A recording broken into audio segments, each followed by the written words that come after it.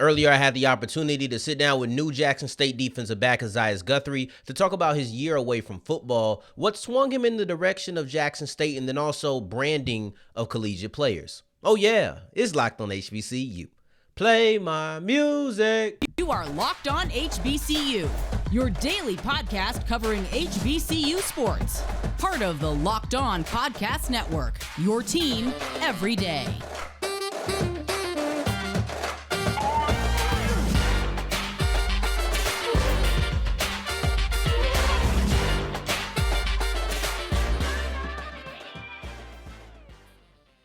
What's going on, family? Welcome back to another episode of the Locked on HBCU podcast, your number one daily one-stop shop for everything HBCU athletics, Monday through Friday, part of the Locked On Podcast Network, your team every day. And now, of course, Sam Darian Gray, aka the Mouth of the South, Texas Southern alum and former TSU Herald Sports editor. Thank you for going on this journey with me, making Locked on HBCU your first listen of the day every day. And remember, just because the mic cuts off does not mean that the journey is over. It just means it's time to follow me on Twitter at South Exclusives. Please do not forget the S on the end. And today's episode is brought to you by BetOnline. They have you covered this season with more odds, props, and lines than ever before. BetOnline, where the game starts.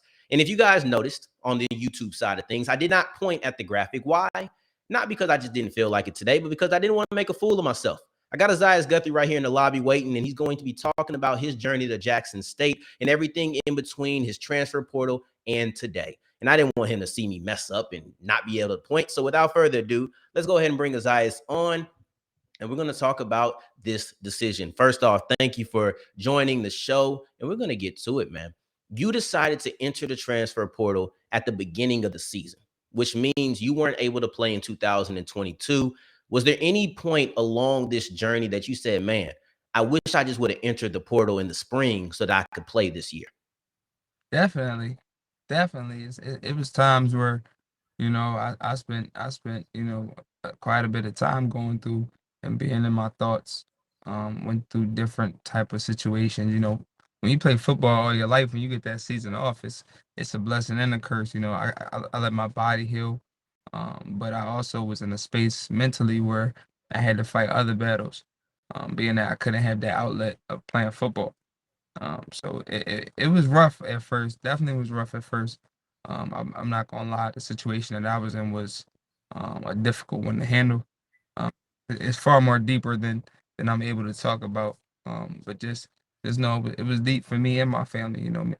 Sometimes me and my mom spent hours on the phone just talking, or minutes just crying. You know what I'm saying, going through it. But we got through it, and we're blessed for to have each other. And you talk about these battles, right? We won't discuss them, but the outlet, you had a year without football, and that seemed like that was your outlet. What replaced it? What was something that was, I guess, some way that you were able to get these feelings and get a distraction of sorts that wasn't football? It was twofold. So, the first one was my son. So, I had my son prior through this whole process. I had my son from Monday to Saturday, Monday to Friday. And so he took up a lot of my time, taking him to school, getting him back from school, making sure he's good, through the nights and stuff like that. But then also just going back to football and just being a fan again. You know what I'm saying? Being able to go to different football games, whether it's college or high school or my old high school or Little League games, Pop Warner games. You know what I mean? Just being able to turn back to the sport I love and just be able to sit there and just watch. You know what I'm saying? Literally just be a fan. Don't break nothing down. Don't see if this guy's doing something right. Don't none of that. Just be a fan and just watch good football. So what's that like? You've been a high level athlete for a while. You've been breaking down the game, studying film, playing, and now you get the chance to just step back and just enjoy. Was there an acclimation period for that? Was that weird to you? No, it was definitely weird. It was definitely weird. I mean, I spent some times in the stands. People like next to me, like, oh, like, what is this guy talking about? Because those first couple games, I'm still breaking stuff down. Like, he probably this, he probably hit. So they just like it just had to get to a point where I'm just watching the game and enjoying the game. Yeah. So let's get into the decision, right? Going to Jackson State. You are a high profile recruit. When you go through your first year, you get labeled a top 50 HBCU prospect. A lot of people with your praise would have entered the transfer portal and went to an FBS school. Not only did you not go FBS, your top 3 were HBCUs. Was this a conscious decision that I don't want to go anywhere else? I want to be an HBCU athlete? Definitely, definitely, without a doubt. The HBCU culture is second to none. The environment is second to none. The people, the coaching staffs, the way we play, bands is second to none. You know what I'm saying? Just think about that. When Alabama State went to go play UCLA, UCLA paid and made sure that their band came with them. Why is that? Because they know it's second to none. They create a crazy environment, and being able to play in that environment with all those people, with all that noise, with all that love for the game, for love for the people, one big family reunion, second to none. Second to none. You mentioned the family reunion, and I once described it to somebody because as the host of Locked On HBCU, I have to touch on SWAC schools, MEAC schools, SEAC schools, CIAA schools, schools that aren't even in an HBCU conference anymore. I touch on all of these schools, and I described it to this guy as kind of a family with a bunch of different houses, right? Every school is different, but it's still family. Why do you think this is the case? It's just the way we are. You know what I'm saying? We African Americans, we're just so welcoming and loving. You know what I'm saying? We're gonna love on each other whether you African American or not. You know what I'm saying? It was a story. In a story the other day about this lady who brought in an old man. He was outside in the cold. Brought him into his house. And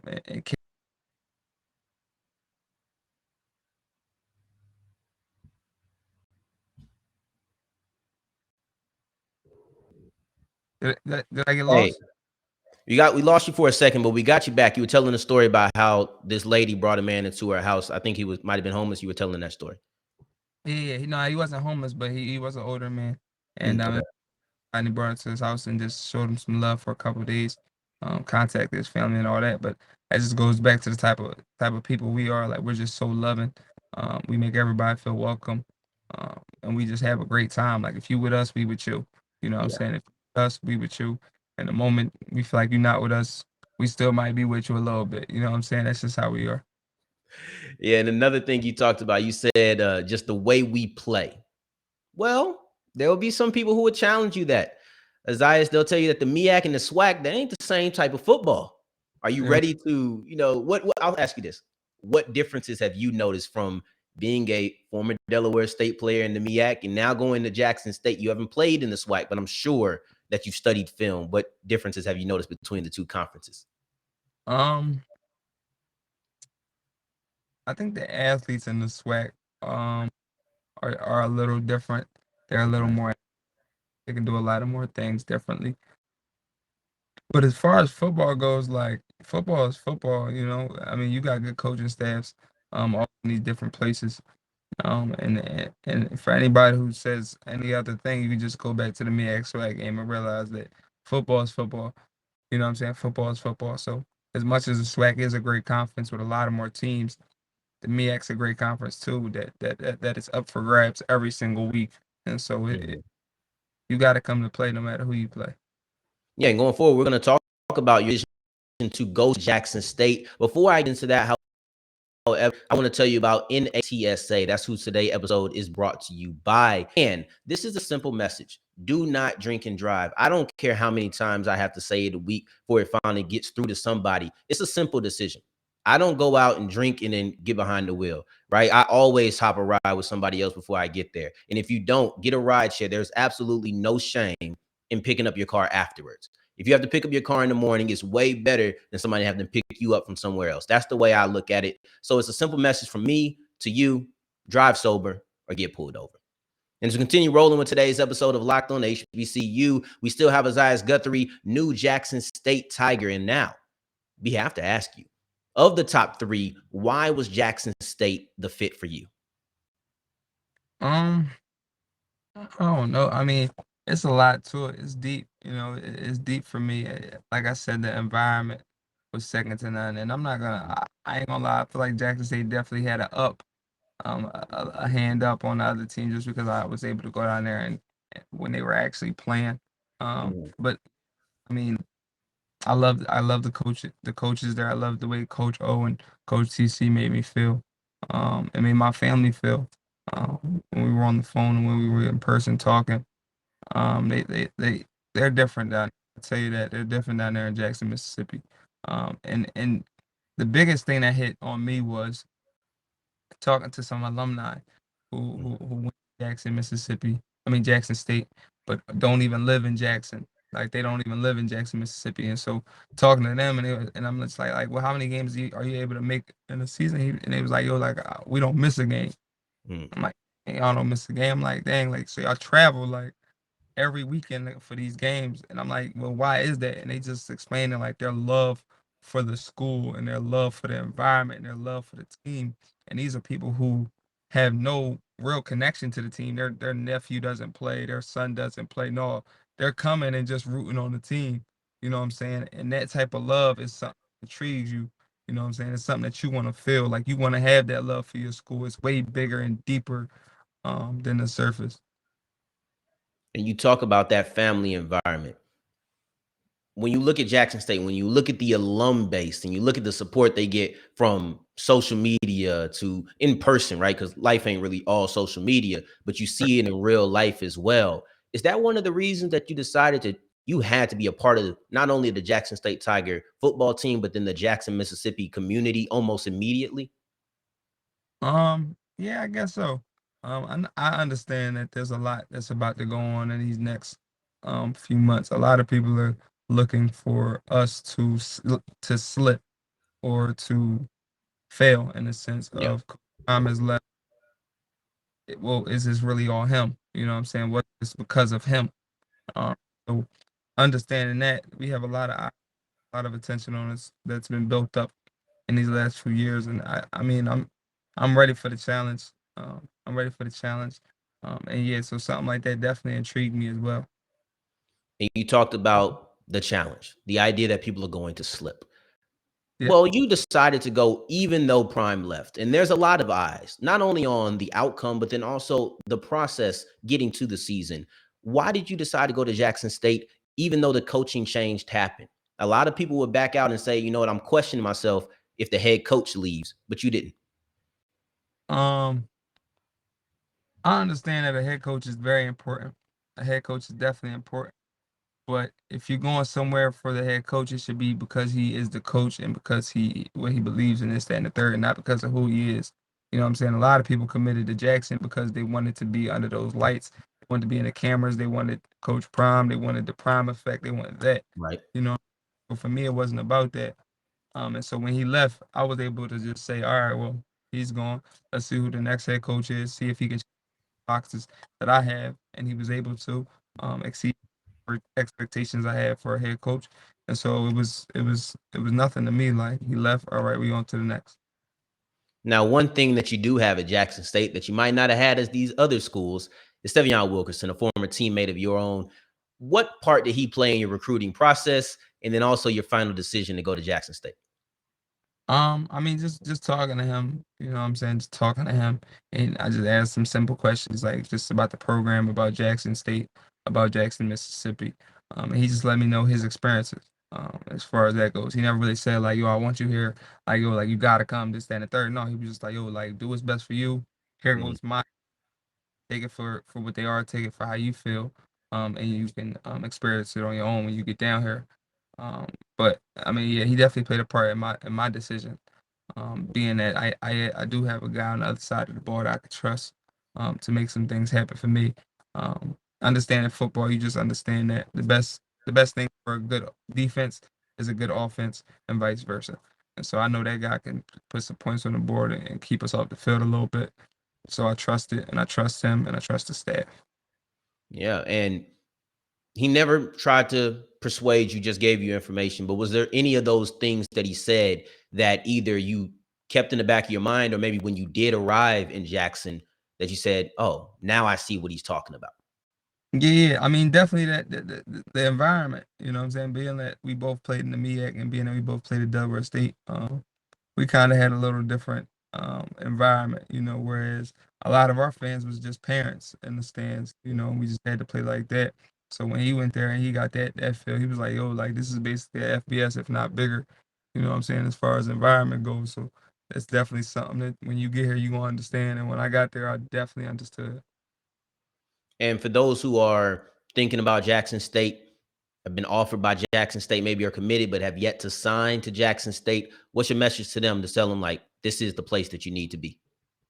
I mean, just go ahead and talk to an alumni like I did. You know what I'm saying? Just pick one. You can literally pick anyone, a random one. That's on Twitter because I know they're in their DMs blowing them up. And that alone show how much they care about and love on their family. But just talk to them, and just ask them questions. Football is football. You know what I'm saying? Football is always going to be football. You know what I'm saying? Within a staff, you're always going to have one or two guys or one or two things that happen that you're probably not going to like. And you just got to go fight that adversity and get through it, and grow from it. But when you understand the things that are around that team, the town, the people, man, it's gonna make it's I promise you it's gonna intrigue you so much. You're gonna be like, yo, like I have to feel what they feel. I have to understand why they feel this way. You know what I'm saying? It's something different that goes down in Jackson, Mississippi. But I mean, I love them so much. Love them so much. And I don't even know them yet, but we family to me, man. We family to me. And you said football is football. We're going to break down that sentence because I have a couple of football questions that I do want to ask you that aren't exactly Jackson State specific. Before we get into that, however, let's go ahead and take a quick break and continue with today's episode of Locked on HBCU. And we wrap up today's episode talking about football because football is football. That's what you've been telling me, right, Esaias? Football is football. So if that's the case, your safety, I want you to build your perfect safety. In whatever way you want to do it with whoever you want to do it, what does the perfect safety look like? Um, for me, he's about like let's say like he's like 6'2", Okay. 6'2", 195, 190-ish. Um, runs like about like a 4'3", 4'2", but doesn't rely too much on his speed as he does his IQ. IQ through the roof. Can lead his team, but also learn from his team. Very physical. He's very tall, but he plays small and finishes tall. What I mean by that is a lot of the smaller corners, they got to play differently because the wide receivers are bigger, and so they got to be a lot smarter with their technique and a lot smoother with their hips and their transitions and being aggressive at the line. And so that's what I look for in a safety is being able to play small but then finish tall and finish big. They're big. They use their skills and their natural abilities to go ahead and attack the ball and defend well at the point of attack when the ball's in the air. Being Now, able, oh, am I I got losing them? you. Just being able to lead a team. I know a lot of things go through the Mike linebacker, but also a lot of checks got to go through that safety, and so that's where the IQ comes in to understanding what's about to happen, understanding what's going to happen and how it's going to change what we're in, and so being able to understand that, dissect it, and make the play call. So, of those traits, which one do you think is your biggest strength? And what do you think is your biggest weakness? As far no, don't do that. I don't want to give nobody no free game plan out here. Let them watch film if they want to see what they think it is. Of those things, what do you think is your biggest strength? The thing that you embody the most?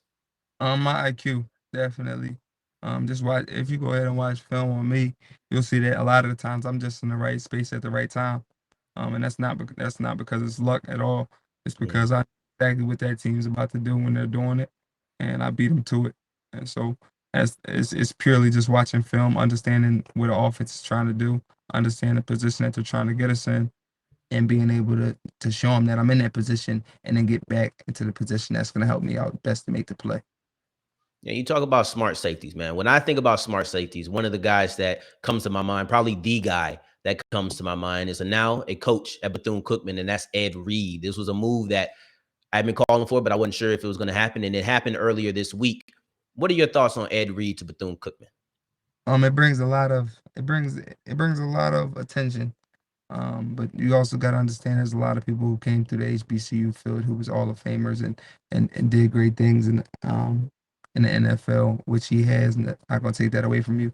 But I mean, there's a guy in Jacoby Jones who coaches at Alabama State who I got to Mhm, meet, talk with. mhm. So a guy in Coach Eddie Robinson, guys, there's different guys across Coach Hugh Jackson, guys across the SWAC and HBCU football in general who are great coaches and have had great careers.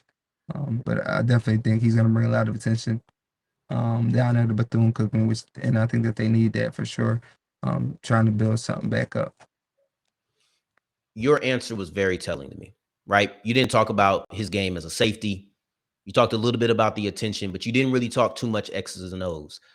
Instead, you talked about how there has been a lot of people who have come through the HBCU ranks who have had great careers. And it brings me to a conversation that we had before we even got on and started recording. And you said you consider yourself an advocate for HBCUs. And I think that answer is kind of an example of that. Why? Why is it important for you to advocate for HBCUs? Yeah, I mean, going to an HBCU, being at one, early in my college years, I realized the lack of acknowledgement, the lack of Mhm. understanding, the lack of resources, just a big overall lack thereof, of different things. And that's why I'm able to do what I do now, because of my HBCU. HBCUs are second to none to me. I don't see them as the little brother, or anything like that. I see that we are superior in a lot of what we do, and it needs to start being told that way. You know what I'm saying? I mean, I hate to, like, I don't want it to be misconstrued or anything, but when they first dropped like the HBCU combine, Mhm. um, was kind of against it because I'm like, bro, like, we're good enough to be in the combine. You know what I'm saying? It shouldn't be a HBCU combine, a separate thing. Y'all don't have a PWI combine. You get what I'm Right. saying? Right. So that's just type of guy I am. Like, man, like, we is good to be up there with the best of them. So, and we shouldn't be seen as a little brother, or or like that we need a crutch, or that we need this or that. No, I mean, we have a lack. You know what I'm saying? But we definitely make up for those lacks in different aspects. Let's talk about that. Let's talk about the HBCU combine. Before I even go any further, do you still feel the same way? Um, no, I don't. I mean, it's good for HBCU athletes for sure.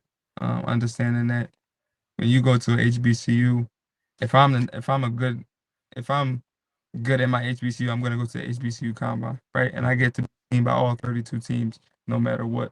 Whereas if I'm PWI, we don't know how many teams is coming there to that combine. You know what I'm saying? You might get 10, you might get 15, just depending on who your team is, depending on who you are.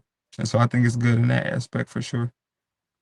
Yeah, I think I was talking to Steve White and he was breaking down, like, I was kind of the same way, like, why we gotta have our own, like, Yeah. can we not be a part of it? So I had that first initial thought as well. And the way he explained it to me was basically you go to the actual combine, and a lot of times they get to pick and choose who they want to talk to. So you're there. Yeah. Some scouts don't really want to look at the HBCUs. So you have this event so that nobody is overshadowed. But I had the same thought you did at the beginning of why, like, you know. So I was just wondering if you still felt that way. But before I let you out of here, I want to talk about, once again, this isn't HBCU or Jackson State specific, but I've heard some people not so happy with the idea of athletes promoting themselves and talking about what their decision is going to be, such as, oh, I got to get this many subscribers before I announce, or you get me to this number and I'll do this. Talk to me about the idea of promoting your decision before you actually announce it. Um, it's getting a fan base. You know what I'm saying? Anything good, especially in sports, is all about the fan base and getting them behind you. And building a brand. I think that's big. That's key. Um, Football players and athletes, whether you like it or not, we're not just that anymore. We're brands. I have a brand. I wear my brand.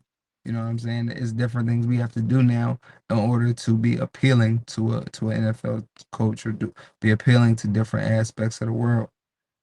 You see a lot of guys who talked about only spending their the money that they made from their deals, and not from the money that they made from their sports career or their contracts. Yeah. And so I think they do that by building their brand, right? There's certain things that we have to make, especially in college athletes, we have to be able to make money from all different other aspects of life, because all our time, for the bulk of it, is spent on football.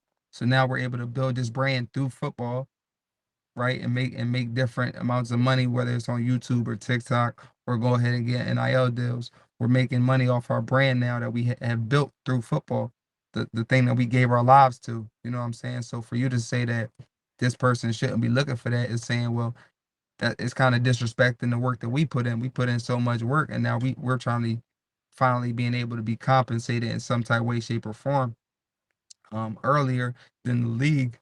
And now that we're trying to do that, we shouldn't be doing it. Well, why is that? You know what I'm saying? Yeah, I think it's also a difference in generation. Most of the people I've heard complain about it are older guys, you know, like I'm 24. Not only are you guys doing, I see artists do it, you know, drop this many comments and I'll release a video, I'll release a song. And I also think the social media generation of sorts that we are, I almost feel like people who are a little bit older than that can't comprehend it. They think Right. it's just play football. Like, no, like you said, NILs are around, social media is around. I'm going to promote myself. I'm going to create a brand for myself. Right. I think that might be a big difference, just age. Yeah, I definitely agree. Definitely agree. And who is Esaias Guthrie? What is Esaias Guthrie's brand? Um, that's a hard question. I never been asked that. My brand. It's just me, really. Like I'm a family guy. I love my family. I love people. I love being able to talk to people and understand where they come from and being able to sit across from a table and have a difference and then just being able to see your side and you my side. We may not agree, but we see both sides of it. And I'm one for the people, you know what I'm saying? I'm not a guy who, and this plays a part in why I hopped into the transfer portal, but I'm not a guy who some people come from all different spaces. Me and my family, we was poor at an early age, but we was able to build ourselves up to be comfortable. Whereas I own businesses, my brother owns this, my sisters, my mom, we all good and comfortable.